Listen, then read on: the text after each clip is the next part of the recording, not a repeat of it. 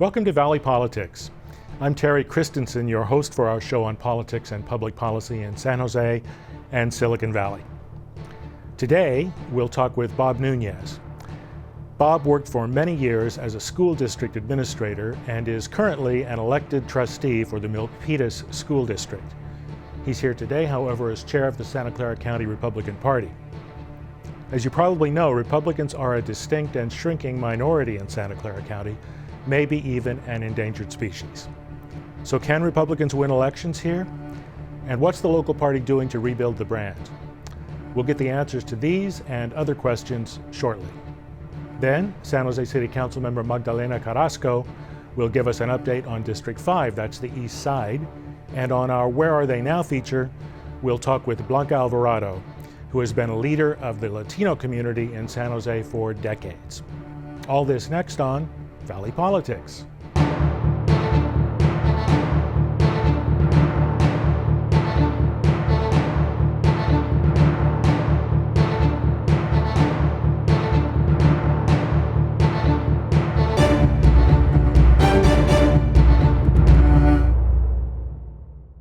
Welcome to Valley Politics, and welcome Bob Nunez, chair of the Santa Clara County Republican Party.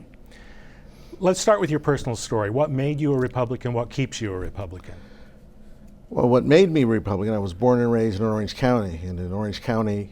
I heard there are a couple of Republicans there. Yeah. Yes, there are. And so you're born a Republican there. So I sort of naturally went to that party. And when I came up here about 11 and a half years ago, I first started looking for the Republican Party here. I found it, rather small, the Central Committee, and decided that I needed to become involved like I was down south. And I just felt that it could benefit by my taking part in the Central Committee. And I started doing that along with working at Eastside Union High School District, and found that over the years I felt that I could contribute, and I've been doing that, and I've enjoyed it. Are there policy issues that may make you more inclined to be a Republican? Well, they are. I am a fiscal conservative. I really am, and I think that the main focus for me is spending public dollars wisely, and spending them on the persons that they are intended for, and spending them in a way that allows persons to keep their dignity intact, but also that shows that they're valued. And growing up, you know, I've been in public education for 40 years. And when I first started out, because I started as a custodian, and my parents were in public education as a custodian. My father was a custodian, my mother was cafeteria worker. And what I noticed is that we would always look at how administrators spend the money. And I didn't believe then, when I was a custodian, that it was always in the wisest way. Yeah. And so I said, I need to be one of those persons. And when I became one, I thought, okay, now how do you do this so that the students really do get the benefit, and the families and parents? And to me, that was a natural flow right into the Republican Party, because that really was their major focus, making sure the dollars were spent wisely and what they were intended for.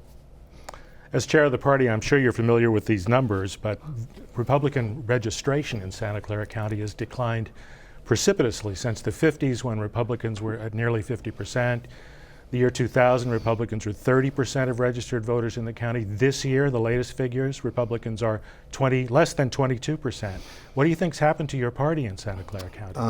Most of them have gone to decline to stay. There's where they're at. And yeah, that's 30% right. As of 2015. And my goal now is to find them again and bring them back. They haven't really gone to another party, and I need to find out what has caused them to say, you're not our party anymore. And so we are beginning to reach out to those persons, and then new persons coming into the county, but to those that have left us, find out what caused them to leave, engage them in finding out what we could do to bring them back in, and then make ourselves more viable as a selection for them. And we are doing that now. Well, a lot of those voters are Asian or Latino, and especially Latinos have been inclining to the Democratic Party for some time now, Asians more recently. and also a lot of Asian voters choose no party, decline to state.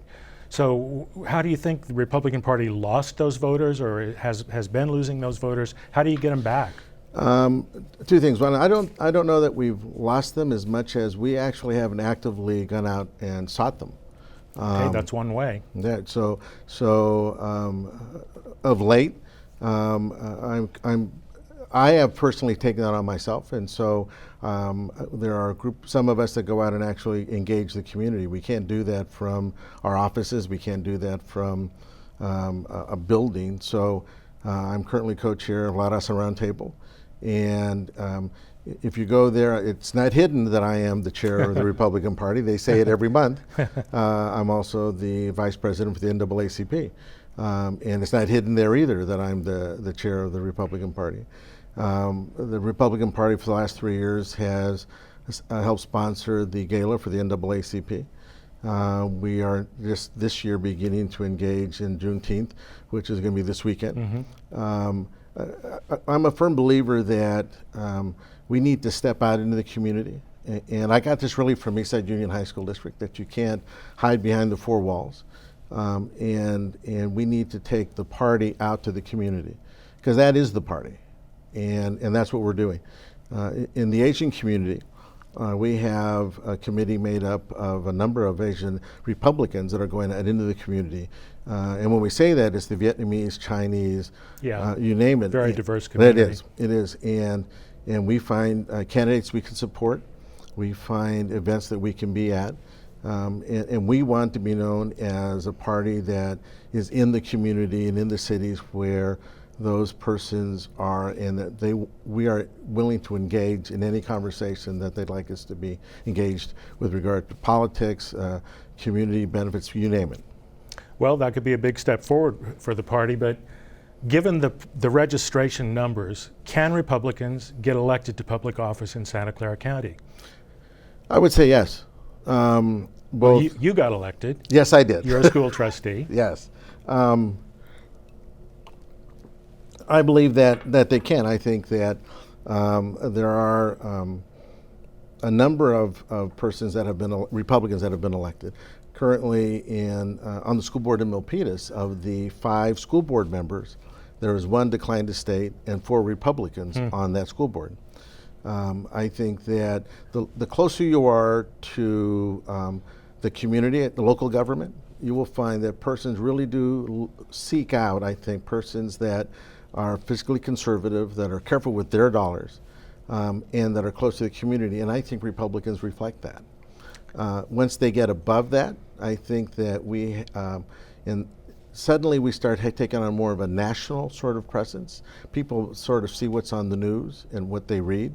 And I think what we need to do is keep bringing them back to, we're talking only about Santa Clara County. And so what happens in the South, what happens in parts of Texas and such, it doesn't matter to me. I can't impact that. We can't impact what's happening in Santa Clara County, and we will. Well, I looked at your website, the party website, and there are over 50 elected Republicans in public office in Santa Clara County. So clearly Republicans can get elected, but they're all elected in nonpartisan elections. So the party label isn't on the ballot. They're not running technically as Republicans. I think the big challenge is the next step up: state assembly, state senate, U.S. Congress. The last Republican to win a partisan election in Santa Clara County was Jim Caneen, who left the assembly in the year 2000. Do you think Republicans can get elected to those offices? Yes. Yes? Yes, I do. And so I don't even think you can get into the top 2 primaries. It's Democrat versus Democrat more commonly. Well, I think it is a challenge. It's a challenge, that. All right. But I do think that actually up until 2011, we did have a small part of Santa Clara County with Abel Maldonado. Yeah. Right. So we did have up till then, but we just had our first victory in Catherine Baker in Alameda County.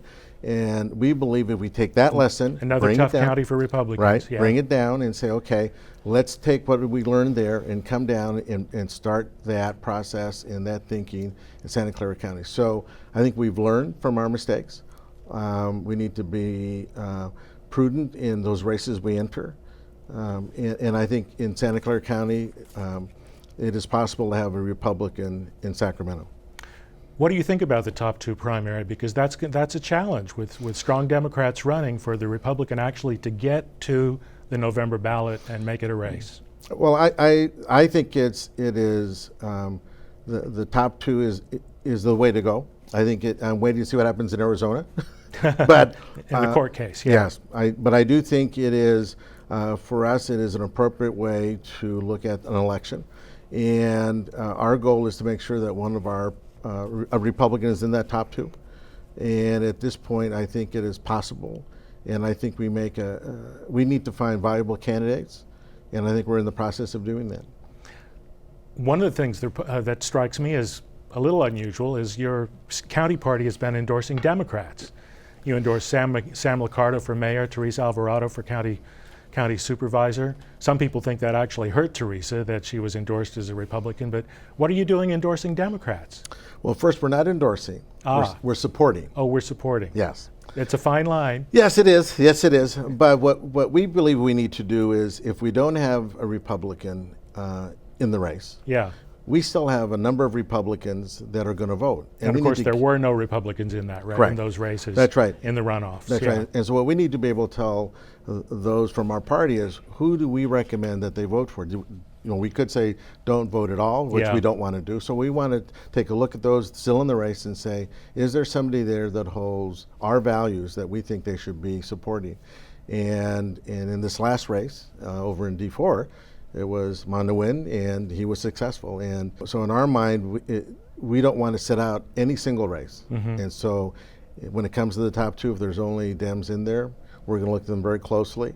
But our real goal is to get a Republican in those top two. The National Republican Party seems to be divided between the more conservative wing evangelicals and Tea Party Republicans and the more mainstream, maybe more moderately conservative establishment. Do we have that kind of division within the party in Santa Clara County? I don't see it in Santa Clara County. You might have pockets here and there, but I have traveled now. I've been chair since January, and I have not seen it in the places I have been. I think what I see is a very strong Republican Party. Not all united yet, and that's my goal is to get them all together. But for those places I have been in the county, we are more solid, and we don't have as many groups on the fringes as I would describe it.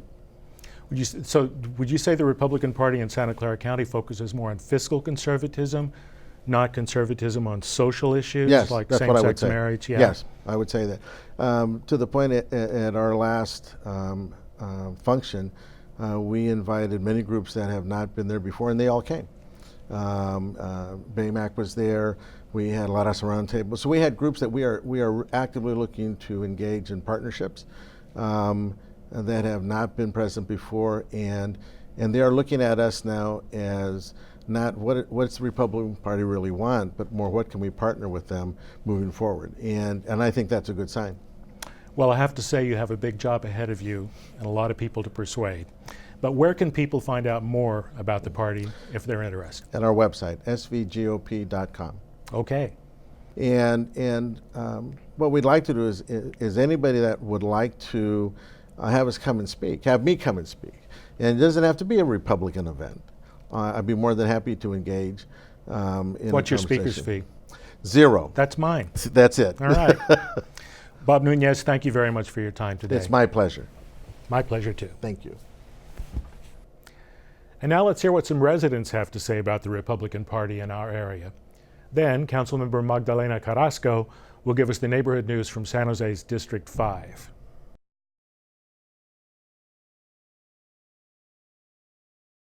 Mostly Democratic voters in Santa Clara County. Well, I think that because it's an international community, people are pretty progressive. It's also really well educated with all the, universities and kind of high education jobs here. I think people who enter those fields tend to be more on the progressive side. I think just because it's California, it's a purely Democratic controlled state. It has a long legacy of that. So Republicans have become sort of synonymous with sort of the white elite 1%. You know, there's been some racial smears and stuff like that. So I think the Republicans just aren't as popular here, and in really in the minds of most people, I think so.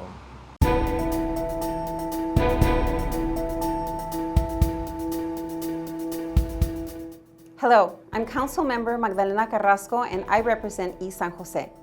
I'd like to take this time to look back and reflect on how far we have come over the past 6 months while looking ahead to the improvements and services my staff and I have already set in motion to make East San Jose a better place to live, work, and play. My team and I hit the ground running as the year opened with more than 400 people attending my swearing-in ceremony on January 9th. We are working to restore resources and services to our residents in the city of San Jose, but especially to East San Jose, where we know our families face many challenges in education, public safety, and an overall better quality of life. We are working endlessly to advocate on behalf of those who have felt for years disenfranchised and disconnected from the 18th floor of City Hall and their local government. As a result, we have strengthened our community engagement by hosting monthly coffee hours. We put out a monthly district newsletter, have sponsored neighborhood cleanups and beautification days, expanded the presence of the arts throughout the district, and are working closely with our neighborhood associations. We have started to restore services by extending library hours, reopening the Alum Rock Youth Center, and are rolling out great programs like SJ Learns. While I am happy with what we have already accomplished and what we have coming up, I want you to know that my team and I are committed to ensuring that we are all safe in our homes, our streets, and that our children have access to more programs and resources that will lead to a new class of innovative leaders. We will continue to work towards cleaner neighborhoods and greater access to outdoor spaces where our families can play sports. Until that is accomplished, my team, Victor, Omar, Dora, Sabrina, and Monica, and I will continue to advocate for our families, our elders, our neighbors, and for you. You can contact us at 408-535-4905 or email us at district5@sanjoseca.gov. Thank you for your ongoing support, and I'll see you on the East Side. Now it's time for Where Are They Now? Today we present an interview with one of the most beloved leaders of San Jose's Latino community. Blanca Alvarado was a San Jose City Council member from 1981 to 1994 and a county supervisor from 1996 to 2006. Recently, she took time to tell us what she's up to now and to reflect on her career. Let's hear what she had to say.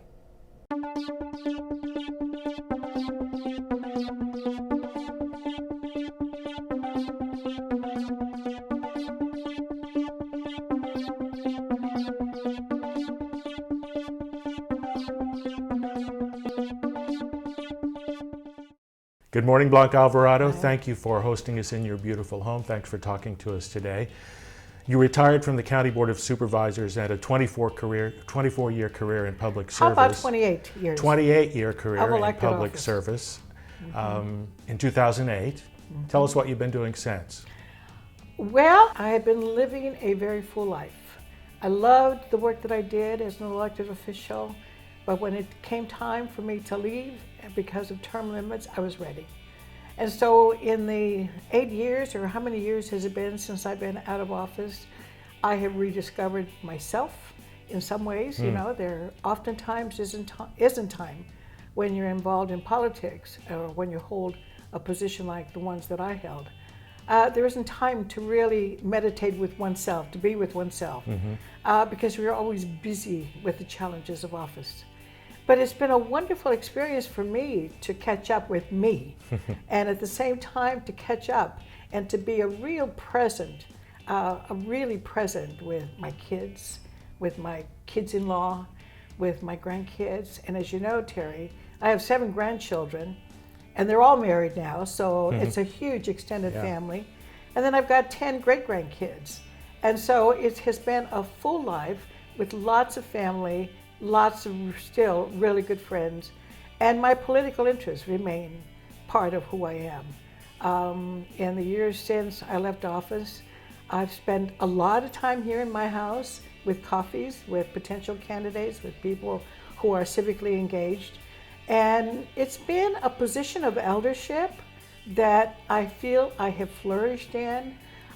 It's nice to be able to have people come to you for advice, but it's also good for me to see the elements, the people that are out there still interested in being a part of the solution. Let me go back to the candidates you've nurtured and advised, mentored.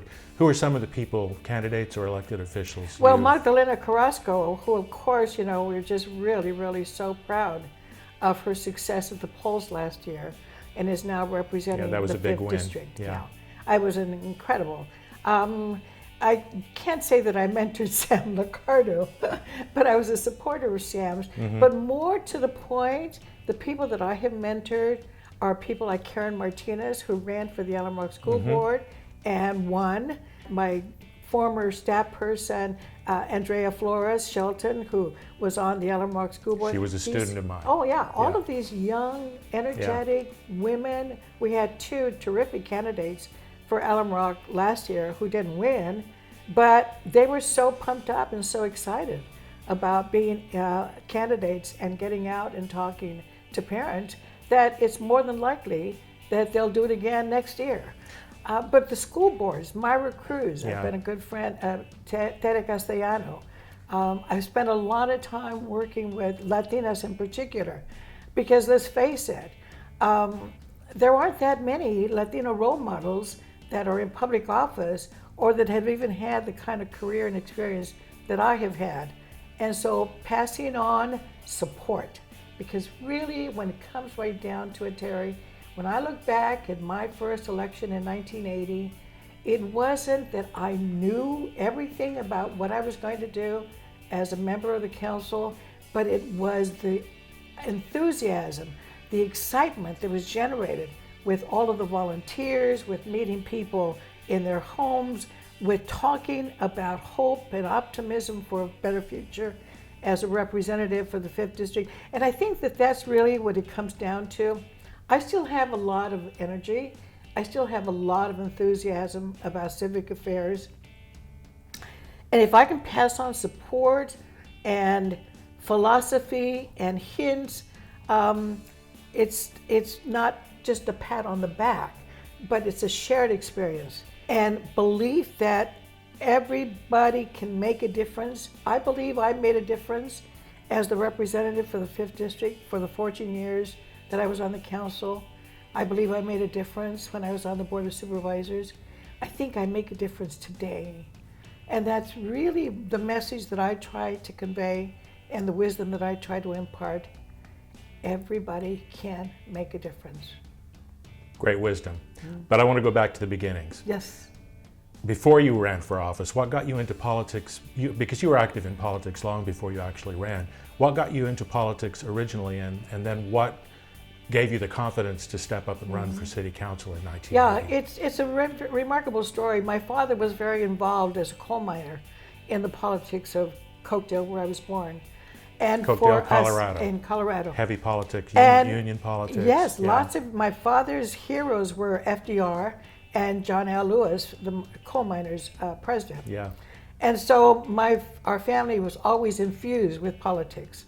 And there wasn't an election that went by that my parents weren't involved in. So that was kind of where the seed was planted. When I came to California, I organized a group of Latino students at San Jose State. It was a group of maybe at the most at San Jose State, 50 students.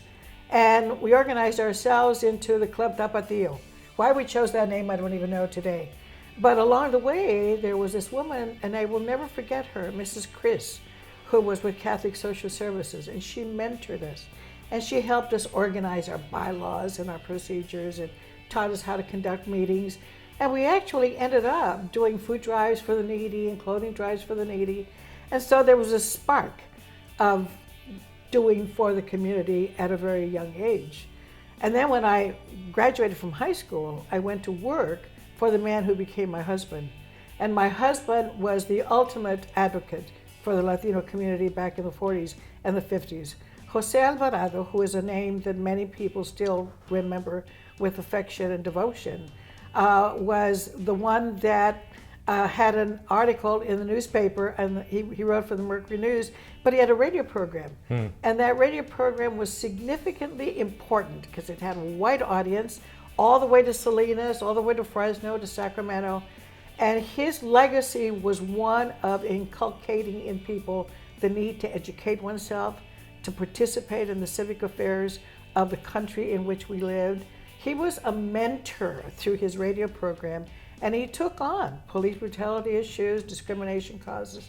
So I happened to meet him at this very young age and went to work for him, and eventually we fell in love and married. But there again, the advocacy role that he played was highly influential in me. And as time went on, we began to organize at Guadalupe Church with Cesar Chavez. We organized at Most Holy Trinity Church, where the new church did not allow a mass in Spanish, but our community of parishioners said, we want our own mass in Spanish. And we even picketed the Archdiocese in San Francisco. And eventually, the powers that be relented and allowed us to have a Spanish Mass. But out of that was formed a community of Los Amigos of Most Holy Trinity that today still functions as a social community, as a place of people bringing their children and being part of the village. I mean, all of those were formative experiences for me of great involvement. The Cursillo movement was very, very significant in my life. And of course, the Cesar Chavez movement. We all were part of that. And it was through the movement of the farm workers that we all experienced really what it meant to challenge institutions and to do for the greater good. Cesar Chavez will live in our hearts, not only for the symbol that he represents, but because of his movement. So many of us became social activists and political activists, learning how to organize, learning how to do things in community together for the greater good. And what took you to the next step, actually MAPA. running for office? Well, but it was MAPA, Mexican American Political Association. And the fact that by then Janet Gray Hayes had recognized me, The mayor in as- the 70s. as one of the activists in the Latino community. I was the president of the MAPA chapter. So she appointed me to the Bicentennial Commission. It was wonderful. And then from there, she appointed me to the Charter Review Committee. And as you know, Terry, that was the opening for so many of the changes, political changes that have occurred to date. Because being on the Charter Review Committee, where we actually spent literally 2 years studying various forms of government across the country, that in 1978, we presented to Janet Gray and to the council the need to go to the voters and establish a councilmanic city council. Council elected by Council district elected by rather district. than citywide. Yeah. Why was I that mean, important? oh Why my was that God. important for the It was Latino so community? important because we never had anybody who understood our causes, our needs, our issues. Sal Si Puedes remain in The an barrio. indifferent barrio with no lights, with no streets, with no lamp. I mean, it was the outpost. It was the place that nobody ever paid attention to. This is what we Much call like- the East Side now. Yeah, and it's much like El Viso, you know, Yeah. the neglected area of the city. We'll have more from Blanca Alvarado on our next show. From what you've heard today, you can see that her political career began simply by caring for her community and wanting change. I hope you'll be inspired by Blanca to step forward, get involved, and make a difference in your own community. Meanwhile, please visit our website at creatvsj.org or email your comments to us at valleypolitics@creatvsj.org. And now that's all, folks. Thanks for watching Valley Politics today. See you next time.